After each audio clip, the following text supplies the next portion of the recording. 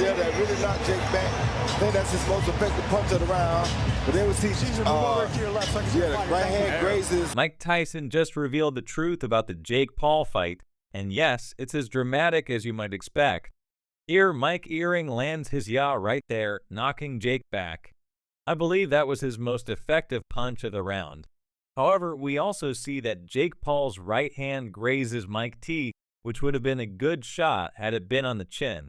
When Mike, who can break heavy bags with punches that sound like gunshots while training, enters the ring, his infamously vicious hooks appear mild.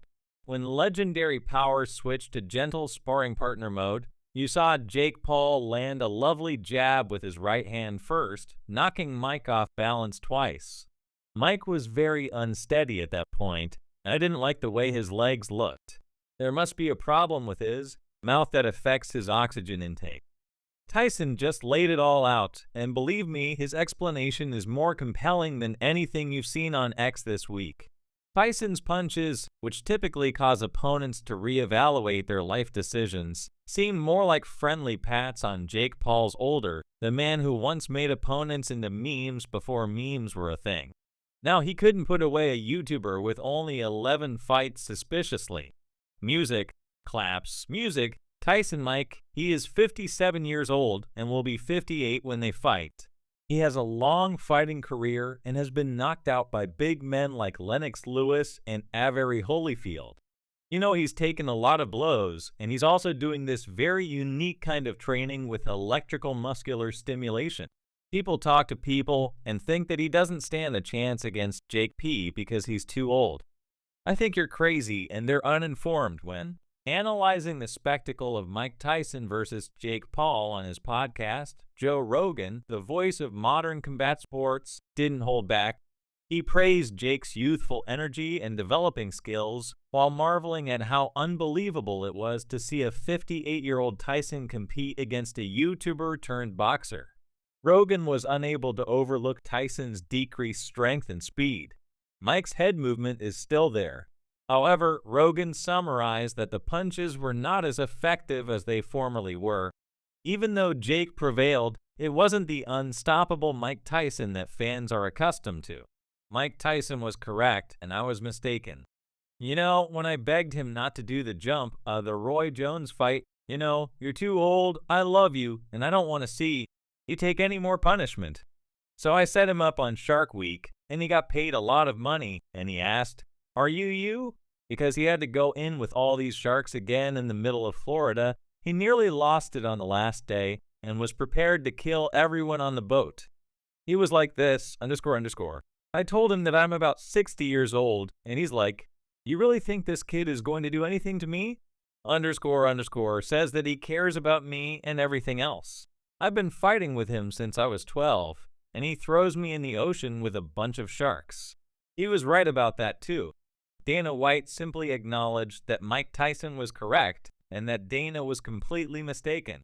The Jake Paul fight is shocking, right? Tyson begged Tyson not to fight Roy Jones because, well, he's too old, but he somehow didn't think Jake Paul would be the one to defeat Tyson. However, Tyson didn't have to knock Paul out. He just needed to show up, get paid, and demonstrate once more that everyone makes money when Tyson is involved. Mike Tyson, nearly 60, didn't just box Jake Paul, he boxed the entire system. So next time you sit down for a Netflix night, don't kid yourself into thinking you're about to witness the greatest live sporting event. You're just watching a payday disguised as a fight. The fight was scripted. Everyone is talking about this on X, and the script was actually leaked on X a few days ago. Now this script has went viral. Let's see how accurate it was. Open and bell rings. Tyson is showing flashes of his old form, which actually happened as soon as the bell went. Mike Tyson came out with that head movement, pushing forward immediately, stalks forward with his signature bob and wave style. Now, let me just stop right there. Even before I seen this script, that's exactly what was going to happen. Like, what else would happen? Would Mike Tyson come out? And we all wanted to see Tyson land a classic KO. But let's face it, this isn't the Tyson of the ADS and Jake Paul. He didn't knock Tyson out because he could not for lack of trying, but because the risk of rushing in on a 58-year-old who still knows how to counterpunch isn't worth it. Paul was content to play it safe. winning on points and adding, "I beat Mike Tyson" to his resume. If the fight was scripted, then they need better writers because there was no real drama or surprises, but believe what you want. Meanwhile, boxing purists are sobbing into their old fight posters, and many people are upset about the fight between Mike Tyson and Jake Paul. Some people are saying that it was rigged because many people bet a lot of money and lost a lot of money. Let's read this purported script to see how the fight was supposed to proceed. Round 1 was supposed to go like this. The opening bell rings, and Tyson immediately stalks forward with his signature bob and weave style. Apparently, this leaked script revealed every punch, jab, and dramatic blunder as if it were a badly written reality program. Mike Tyson just dropped the bomb on the Jake Paul bout, and to his surprise, some are calling it a glorified script rather than a boxing contest. In round 1, Paul runs around as if he's avoiding his duties, then Tyson pops up with his trademark bob and weave. In round 2, a few punches strike, but shockingly round 2, Tyson throws a body slap shot so terrific that the crowd gasps on cue, but Paul's youth keeps him ahead. Tyson gingerly lands a couple jabs, but Paul's youth is evident in his superior athleticism as the marathon runner seemingly bounces around like weariness is a myth. Tyson's timing seems a little off, as his punches appear to be a bit slower than his prime round 2, but Paul connects with a rapid 1-2 combination before retreating. The crowd gasps as Tyson comes alive, cuts off the ring more successfully, and strikes a powerful left hook on Paul's body. By round 3, Paul uses his reach advantage to pepper Tyson with long jabs. As Tyson's head moves into slow motion in round 4, Paul suddenly gains confidence and starts landing blows like he's been doing this for ages. Tyson appears worn down, Paul makes clean shots, and the bout becomes a highlight reel for Jake's footwork. At the end of round 5, Paul executes a combo that is so well timed. When the 10C count hits, Tyson ends up on the canvas. Let's face it, it doesn't take a detective to figure out that this was less boxing and more scripted drama than I had anticipated. What do you think of Jake Paul, the boxer and very good fighter? Do you think he deserves respect from the public? Absolutely, that was a good slap. Paul wins by KO, leaving the crowd wondering if they just watched a fight or a Broadway play.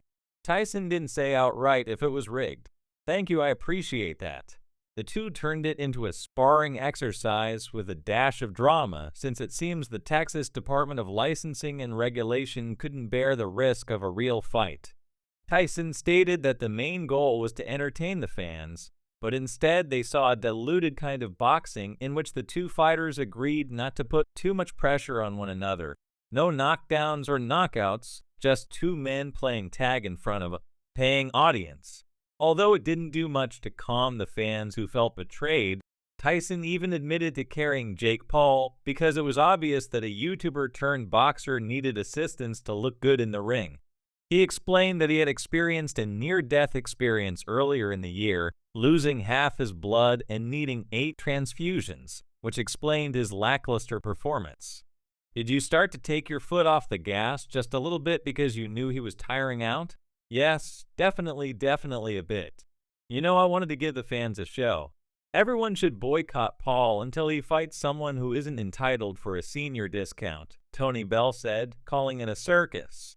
Nothing shouts legitimacy like jumping from one scripted spectacle to another, so this fight didn't prove much other than that boxing is willing to sell its soul for a payday.